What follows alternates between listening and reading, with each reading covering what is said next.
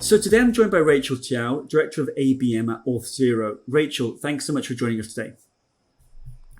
Thank you so much for having me, Declan. And it's been such a pleasure that we've been going back and forth. So I appreciate your patience with my schedule. No, not at all. Just obviously, Rachael is based at the moment out in Hawaii, and obviously I'm based in Madrid. So it's about 12 hours difference between us. So it's been quite difficult trying to coordinate a time. And obviously, I think it's early morning for you, and it's late evening for me. So that's the beauty of being able to connect, and this kind of podcast series is just great to kind of meet people like you, Rachael. So thanks for being so generous and agreeing to take part. So let's just kick off with a question, Rachael. I believe that obviously we mentioned Hawaii. I believe that you're a keen surfer, and we were talking earlier about Mick Fanning, who's quite a famous Australian, I believe, surfer. Let me ask you a question. You meet him in a lift, or as you Americans say, an elevator. How would you explain to him, very in between 2 or 3 floors, very quickly, what Auth0 do?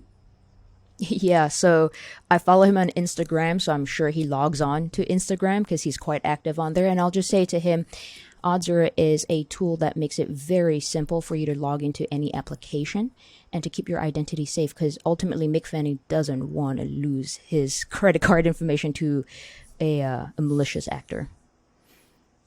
That's a very simple, beautiful way of explaining the company and your kind of unique selling proposition. And in terms of the kind of clients that you would go after and the customers that you have, who is your ideal customer?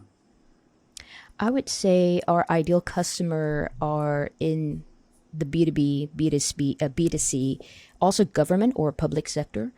The way I like to think about it is, as long as you have a login box, we ought to be having a conversation.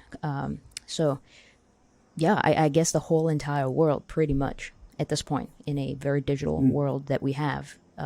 Anyone that has any trouble with trying to figure out their login, authentication, authorization, we ought to have a conversation. And does that span across SME, SMB, mid-market, enterprise, the whole range? Yes. Yeah, the whole range. And I'm not speaking about this because I feel that I feel extremely egotistical about Auth0 or Okta now that we have been now that we've merged. It's just a very key component to a lot of businesses today. An example, I just logged onto Honolulu Cookies for any one of us who's listening to this podcast today and they love butter cookies. Check out Honolulu Cookies. I don't get paid for them, but I was just on there and they have a login box. It's a B2C company where everyday people like us are logging in to buy cookies. They have a login box, and we ought to have a conversation because sometimes the authentication pieces can be so cumbersome for a developer to build that we actually already have building blocks for them. So again, I'm speaking about it from a perspective of, as a customer of many businesses, I see the value in it, and it's very rare to be working for a company where we're delivering real life value to businesses and their customers as a whole. So yes, across the whole board, if there's businesses out in the cosmos and the aliens need authentication services, please give us a ring as well. Give you a ring. Okay. So let's start talking about ABM and the ABM program that you run there. Yeah. I believe that we were speaking a couple of months back in preparation for this interview, and you mentioned that I think the whole ABM journey started kind of the back end of 2016. You had a very strong inbound marketing machine. You developed an outbound team, and then ABM was the kind of natural next step for you. Can you talk us through that evolution? Yeah. So as you've beautifully recapped, Auth0 being a product-led and a product growth company, we spent a lot of time with the inbound elements of the business, and also naturally with the persona that we wanted to work with. They didn't really want to talk to sales, and I'm of the belief that if you have something valuable to offer, people will want to talk to you. So I challenged that, I guess, hypothesis and decided to let's test outbound. By outbound, I meant sales prospecting, because that's the background that I I'm very, very strong in, and that's where I started out in my tech career. And we started seeing results. So that then led us to having a deeper discussion with, at that time, Carrie, who was our senior director of demand gen, and my boss at the time, to figure out, okay, something is working. Where do we go? How else do we evolve? And Carrie has put together some really beautiful targeted demand gen programs where they're very ABM centric. At that time, we called it direct mails. And that's where it all started. Was I tested out the hypothesis on, nope, it's not correct. If you have something valuable to say, people will take a call with you. That led me to building the first outbound sales team at Auth0. That gave me the opportunity to actually pair up with Carrie very closely on the direct mail programs that she put together. And then through a very strange turn of events, I never ever thought that I'll ever end up in marketing, because I think there's always this, from an egotistical perspective, I believe that we think that marketing is where all the lousy salespeople end up. And I definitely had my own fair share of identity crisis when I moved over to marketing. And that's so not true. But just through a very, I guess, in a way now, in hindsight, a very serendipitous change of events that led me to joining Carrie's team and carrying on the baton for, hey, let's put together programs for outbound sales prospecting, and direct mail over a period of time evolved into account-based marketing. Oops, that was the pop of a lid. and just a question I ask a lot of people, actually, because there's a lot of talk on LinkedIn about this, but in terms of demand generation versus ABM, where do you sit? How do you see the two coexisting together? Yeah, I think it's, I think we live in a world where people like to draw very clear lines or clear swimming lines, as in you stay in lane 1 and you stay in lane 2 and you shouldn't be cross-functionally. I mean, yeah, of course that makes sense if we're swimming in the Olympics, but this is work, right? It's people. The way I think about ABM and demand gen is it's actually an ecosystem. And every company is very different. At Auth0, what we've actually done is demand gen is ABM team. We have our events team, we have growth, we have digital, and there's a couple more. But those are the big few companies that we have, teams that we have. And we collaborate very closely on programs. The number one thing that we focus on is the regional pipeline number. So then the question is, how do we deploy programs or mobilize programs that will generate the outcome? So if demand gen is the overarching umbrella, say it's the house that puts all these teams together, then truly it's just a matter of trying to figure out who starts first, where do we then meet up next, where and when do we pass the baton. At the end of the day, how do we win the damn race? So that's the ecosystem, and that's how we've actually evolved at Auth0. Yeah, that makes a lot of sense in terms of being in the game together as a company, and obviously the various aspects of marketing and sales that are working together, but ultimately you're all trying to win the right type of business, which I think is really important in terms of going back to the ICP question, the right type of business for the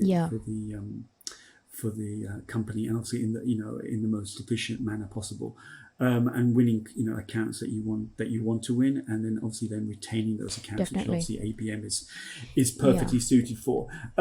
I know that you're a great believer in experimentation, and I know that you've mentioned before that there's a real culture of experimentation at Auth0.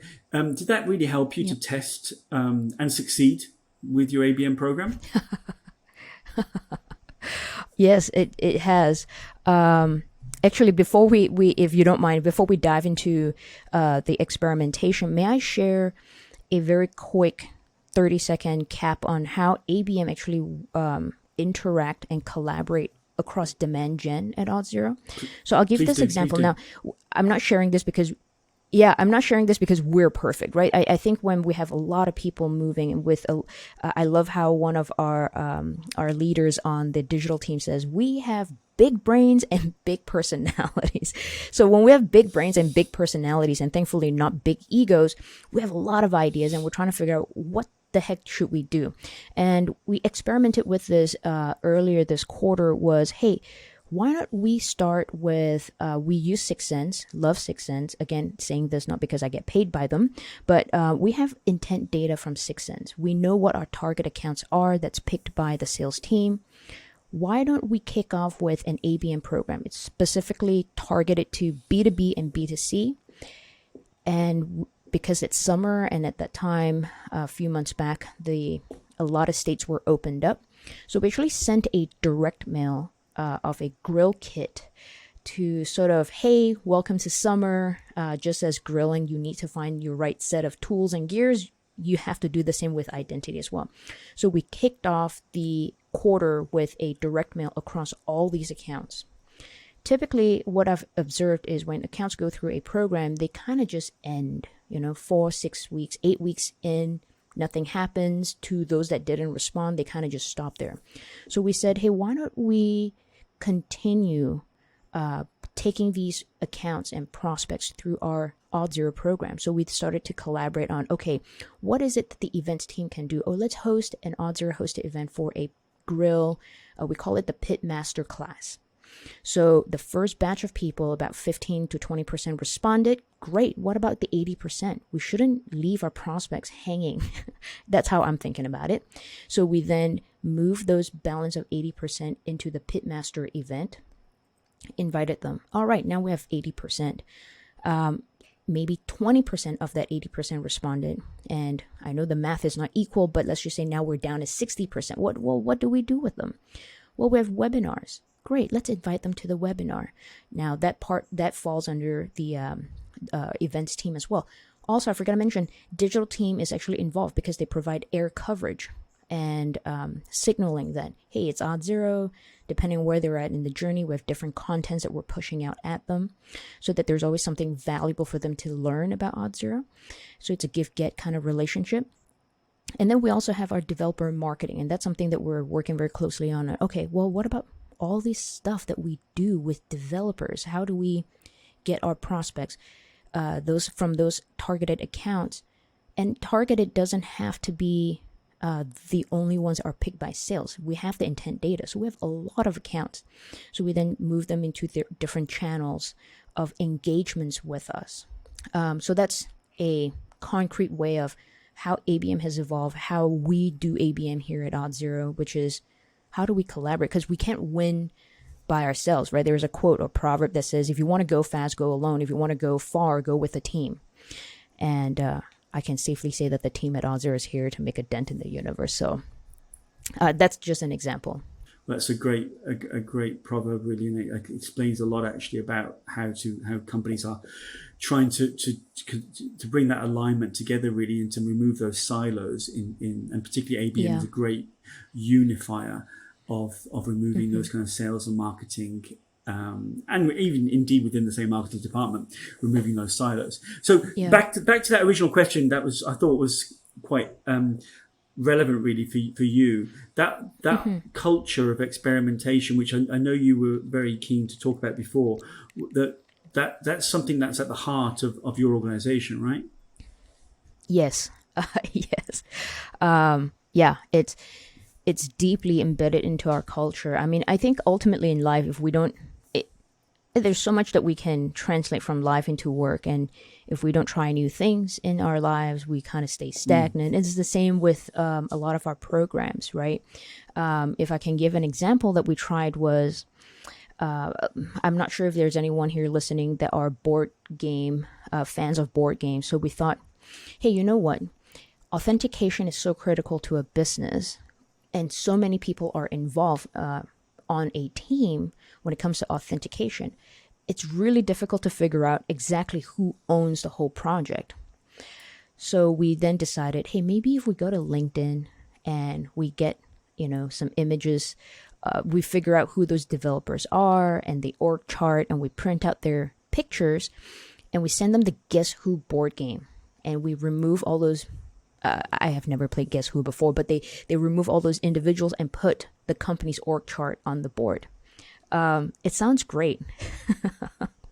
That didn't go anywhere. That program failed. Not because the idea is not good. Sometimes the idea is too good for our own good, pretty much.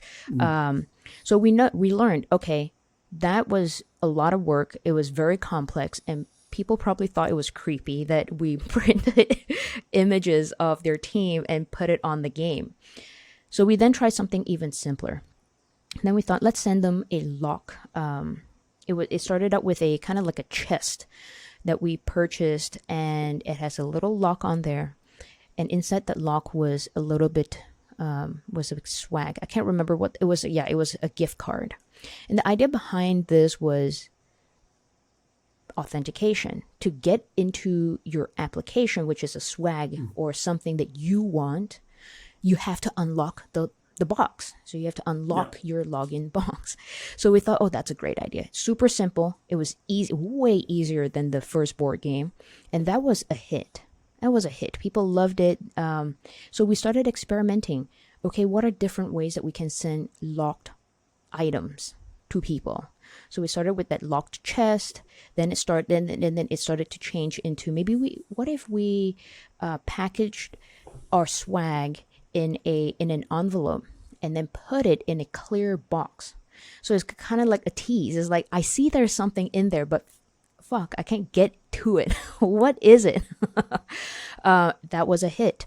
And then over a period of time, we started to standardize, because I used to work at Apple, and one thing that's super important to Apple is your customer's experience. So then I started to think, hey guys, this was all fun ideas. How do we make that direct mail piece, outside of the fact that we have all that data on targeting, messaging, and customer prospect journey? How do we really enhance their experience of receiving that box that is congruent to our brand? And that's also another round of experimentation, and that just took off over a period of that. This is like a span of 3 to 4 years. It's not something that just happened overnight, but that shows a lot of learnings. Like, okay, this is good. That's not good. Let's remove that. Oh, that was really unpleasant. Let's not do it again. So it was a lot of trial and error. And the good news is, because at that time our VP of marketing was Gonto, and he's huge. Coming from a developer background, for him it's all about testing and experimentation. So between him and Gonto and Carrie, their consistent message to us has always been, out of 100 ideas, 99 of them are gonna suck.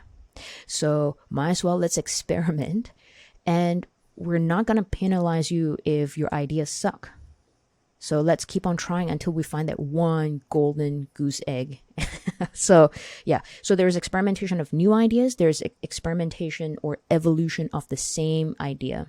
So that's one. And I mean, in terms of results, our direct mail and ABM programs as a whole contributes to 20 to 30% at a minimum of our regional pipeline. So again, we can't do this alone. It's a huge team effort. Well, I mean, that's just the proof of the pudding is in the eating, and that just shows you that the success through coming through that experimentation is just showing that failing is okay, as long as you learn from that failure and how you then take that failure forward. And that's, I think that developer world, technology world, is definitely one where people are more willing to more willing to test and to see what's going on, really. Let's talk about brand. There was an expression that when we were talking before that really kind of captured my imagination when we were talking, which was around, I think the quote that you said was, "Our job is not to sell, but to make prospects say, 'Tell me more.'" Yeah, and that was, and that I just thought that just, tell me a little bit more about that. Yeah, it's something that I learned when I first started my career as a sales development rep. Our job is not to sell the product or the service. Our job is to pique the curiosity of our prospects, to go, that's interesting, so that I can get their attention. Because the most important thing that if we think about it from a very process-oriented journey, what has to happen for a call to take place? we have to pique their curiosity, get their attention, and a commit of time. If I can't get them to commit to a time, no amount of me showing banner ads and Mick Fanning and all this popular people singing the praises of Auth0 is going to make them have a talk or a call with us.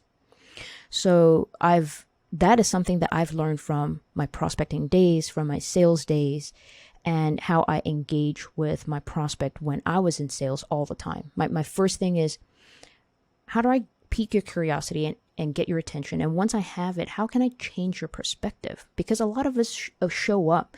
I'm confident to say a lot of people that are listening to your podcast, they have been on both sides of the table. They have been both the prospects and probably somewhat of a seller, right? And we play those roles all the time.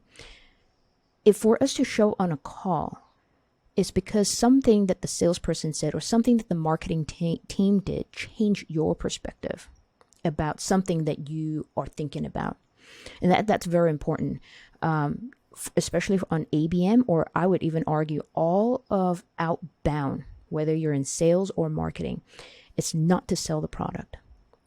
It is really to pique someone's curiosity, change their perspective so that we can get them to say, let me commit 30 minutes to have a talk with your sales team, because let's not all forget, time is not a renewable energy. Time is irrecuperable. So if I'm going to give you 30 minutes of my time, how are you going to make me smarter and make my life better? Pretty much is like, don't fucking waste my time. So that's how I think about ABM, prospecting, outbound. Yeah, and I think the whole idea around ABM, which is kind of, raising awareness, piquing people's interest, showing them not to be led by the product, but to be led by what does it mean for me? To show me you know me, show me that you're actually able to understand my business. Correct. And you're not just saying, hey, buy this solution, buy this authentication, buy this new technology, but actually, what does it mean for me? And I think that's something that, with the work that you're doing there and the work that other great ABMers are doing as well, they're definitely moving the dial in terms of showing that you know the client almost as well, if not better than the client knows themselves, really. Obviously, we mentioned earlier that we mentioned earlier that your ABM program now is around about 5 years old now, starting in 2016 or the tail end of 2016. Mm-hmm. That's a lot of learning. What do you think's been your greatest learning over that period? I love that question because I don't have a knee-jerk answer to it. So I got to dig in my brain. I would say the first thing is be open to collaboration. Be open to listening. I'm suspecting that perhaps, I think there are two paths that a lot of marketers have. They are purely from a marketing background, so they have never sold. They haven't had an official title that says that they are in sales. And then you have those where they did some sales, not for them, they transitioned over to marketing. I think one key thing that I've learned, despite the fact that ABM is somewhat like my baby, is that you have to really understand that sales and marketing are just two wings on a bird and two wheels on a cart. And when you can embody that, you start to realize that for marketing to be effective and proficient and efficient in what they do, you have to embody somewhat of a sales mindset, whether it's the sales rep themselves or the sales leader. Why that's the case is because sales will be your largest internal customer. Then the other thing is, for any sales people or sales leader listening to the call, is number one, your marketing counterpart is not your EA. We're not here to serve you. We're here to serve all of our greater good, which is to generate pipeline and to generate revenue. So you have to also contribute. Now, that is two big things that I've seen, I've observed. In terms of what I've also learned is marketing is also a little bit this fluff. It's like you can't go to school for marketing, just as you can't really go to school for sales. You got to do marketing, you got to do sales. That's also another big thing that I've learned. And what that means is a lot of people will have a lot of great ideas. The question is, are you going to temper or tame the ego and your pride and just listen? A lot of my ideas are not even mine. A lot of it is I'm cruising at REI and we have an idea of, hey, why not let's collaborate with REI and see if we can do an event. Or I'm not a big fan of drinking, so let's not do more cocktails and conversation. There's got to be people like me, and we started testing out with a terrarium event. Or also getting feedback on, hey, Rachel, your idea is not that great, but we're going to test with something else, but we're going to take one element of your idea. That's fine too. So I would say it goes back to experimentation. It goes back to teamwork or collaboration. I would say, So those are 3, maybe 4 or 5 things that I've learned being in marketing, not so much specifically ABM. Well, I think there's 3 or 4 great learnings, to be honest, and I think they can be very much used by anybody listening to this podcast or any ABMer looking to be a better marketer, a better ABMer.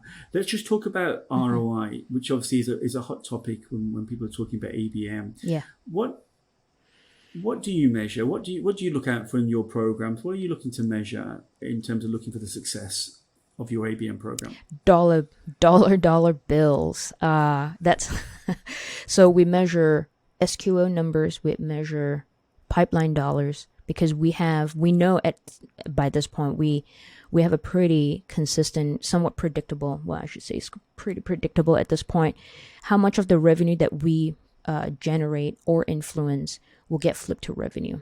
So the eye on the prize is SQOs. And that's obviously in terms of both the pipeline and the actual invoiced revenue that you're seeing through from the campaigns. Yeah, so we do actually look at revenue as well. But in terms of what's the first thing that we have to pay attention to, and what we all talk about, we always have vanity metrics. Makes us look good. Hey, leads. I don't care if you got me 300 leads from the same damn company. If none of them are going to flip to an SQO, who the hell cares? We didn't talk to the right person. So SQO's pipeline is key.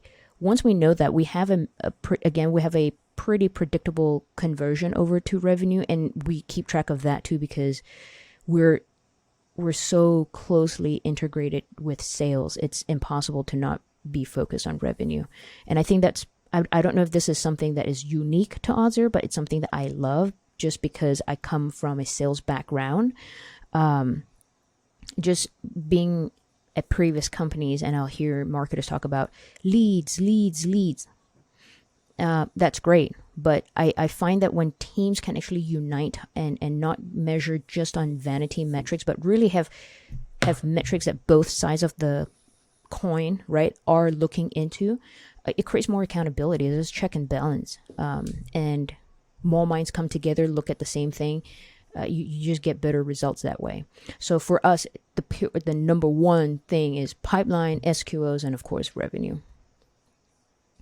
No, I love that around the vanity. It reminds me of an old chairman of mine used to say, Declan, revenue is for vanity, profit is for sanity. And so, what he was saying was, he said, just don't talk to me. I'm not interested in revenue. I'm interested in the profit, because there can be sales. He's taking it one step further. Well, yeah, because obviously there can be sales that are not profitable, and there can be sales that are very profitable. But ultimately, the profitability will dictate, not the revenue, because the revenue can very often be hiding unless you've got an awful lot of control over your margins, and you're not going any kind of discounting, etc., etc. So that's just something that always stuck in my head from 20 years ago. So let's talk about just 2 or 3 last questions, Rachel. Yep. let's just talk about the building blocks of an ABM program. Whether it's the ICP, Yep. the account selection, the value prop, intent data that you mentioned, obviously the sixth sense, etc., all the way through to the account experience that you actually put the account through. Where Yep. do you spend most of your time, or a large proportion of your time? Um, I've always hated, despised all those sales managers I had that when we spend time talking, all they do is, what's your pipeline? We all have the same damn report. Why the fuck are we talking about the same shit that all of us have visibility into? So what I'm trying to say is, I of course spend a lot of time looking at numbers, but numbers for numbers' sake is not going to drive improvement from the team. And because teamwork is so critical to the success of our regional numbers is one part. But if the number, I'm not worried, and I don't spend all my time thinking about, are we hitting our goal? Are we hitting?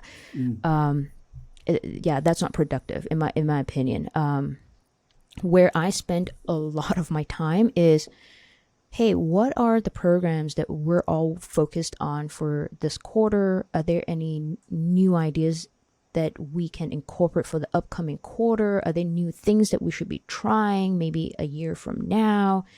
And then just kind of jotting those things down depending on, because sometimes timing matter, right? You can have a great idea, but if we don't have bandwidth in any way, shape, or form, it's like we're not going to execute on that. So I spend a lot of time actually thinking about what's happening this quarter, what's happening next quarter, so that I can be 2 to 3 steps ahead in executing on tactics. There is an element of strategy that's important, but tactics are super important too, because tactics are so fast. When you execute it, is this going to work or is it not going to work? And I think we can use tactics to back into strategy. We may have people with great, grand ideas, and when you test it, they don't work. So I spent a lot of time looking at actually what are the tactics that we're deploying this quarter, what are the tactics that we are likely deploying in the upcoming quarter. And in my one-on-ones with the Dimension leadership, or even in a team call, is really thinking about, okay, hey, this is going well. Do we want to repeat? That's going well. Hey, how do we think about that? So I'll give you an example. Latam, giant region. We started out thinking, let's do yerba mate. That's fun, but yerba mate is very Argentinian. Not a lot of, I guess it takes a special group of people to really enjoy yerba. When I talk to people, they either kind of like it or they just hate it. But that did pretty decent for our ABM programs. And someone new from the Latam regional marketing team joined, and he told us, he says, hey, I'm Brazilian. Brazilians don't really drink yerba, but you guys have a soccer ABM kit. So why don't we test that for Latam? And we tested that and it's working. So now that is like, okay, how do we maybe use that and integrate it across different programs that we have that's maybe upcoming? So I mean, that's all my long-winded way of saying I'm always thinking of programs and tactics. What are we doing? Sorry, I don't know what's going on. Why is it so loud all of a sudden? Do you hear it? No. Oh, someone outside is doing some lawn mowing. But anyway, that's all my long-winded way of saying I spend time looking at numbers, but that's not my number one part, because I know when my team or all the other teams that I'm collaborating with are moving in a same direction, we're going to hit our numbers. I'm not worried about that. I'm more concerned about what are some new things that we're testing. Are we testing new things, or are we doing the same thing over and over again, hoping for better results? Because that's just insane. It's not going to work. How else do we, on the ABM side, how do we collaborate with different organizations? So right now, one of my biggest team that I want to incorporate a lot of ABM stuff with is the developer marketing team. So I spent a lot of time with them thinking, hey, what are your plans for your upcoming quarter? Here are some things that we're thinking about.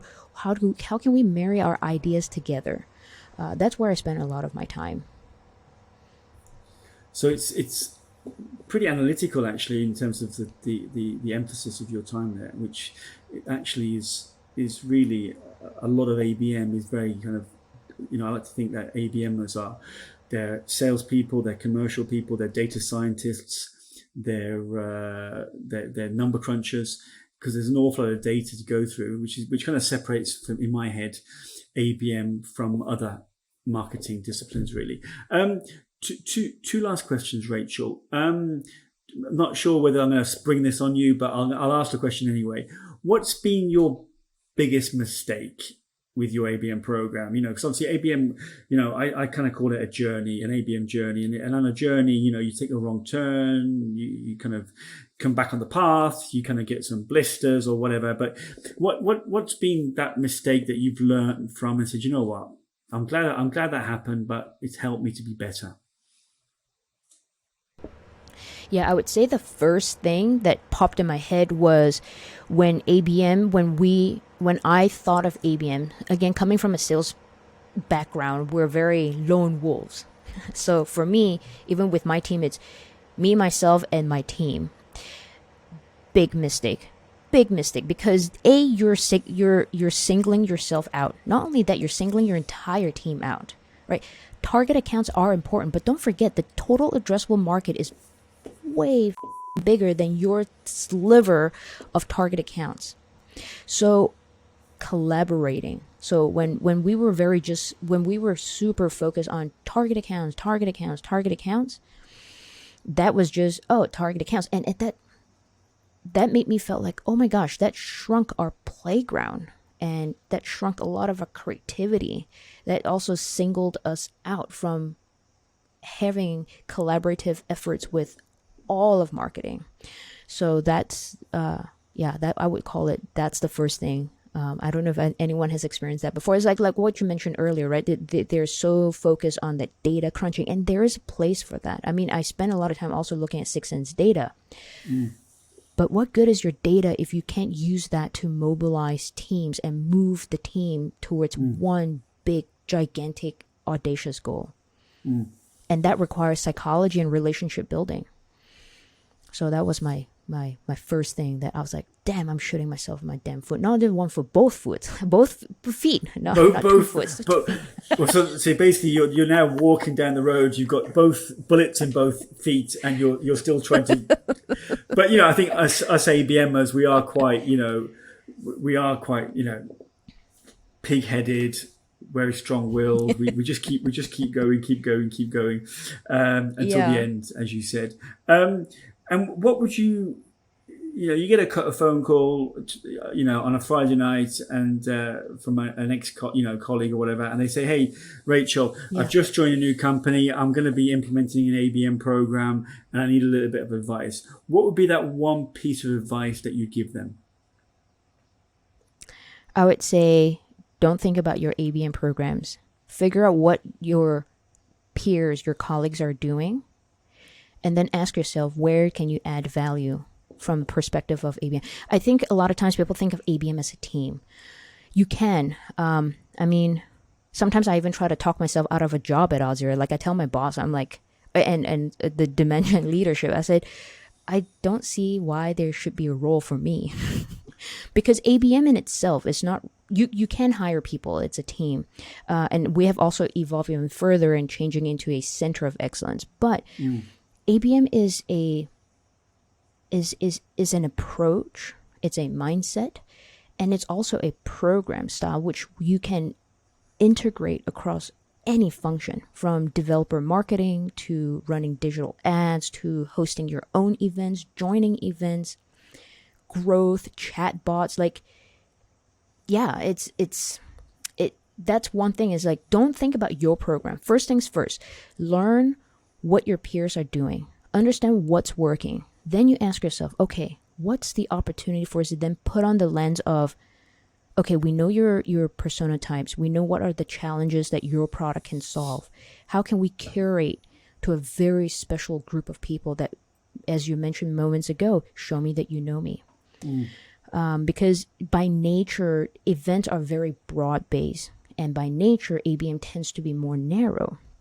So how do you then partner with your events team and say, hey, let's divide and conquer? We know that out of this 200 list of accounts are attending this event, 50 of them are aligned super well with our ICP. Where can I step in? Here are some of my ideas. Let's go. So that's what I would recommend. Yeah.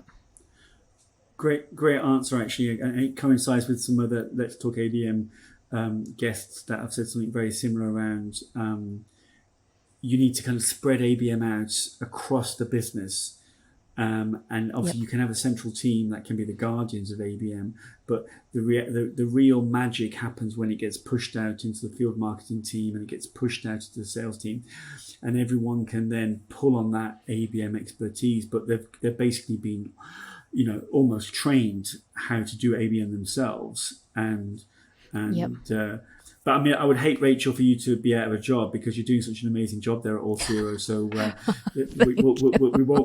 we'll cut this bit out of the podcast because we don't want people to be thinking that you're redundant and irrelevant and you have. So I want to keep seeing your great work and keep looking out for you on LinkedIn and seeing all the great work you're doing. So on that point, Rachel, thank you for being so generous with your time, for sharing your ABM journey and for giving us an insight into all the great work you're doing and all the best for the future. Thank you for having me. It's been fun, and appreciate you being very patient and persistent, professionally persistent. It's been fun, and I do invite anyone who's got ideas that are different. Please, I'm sure Declan is going to share my ways to reach me. Would love to hear from you guys as well, and if there's anything I can do to help you as well, Declan, let me know. Fantastic. Thank you, Rachel.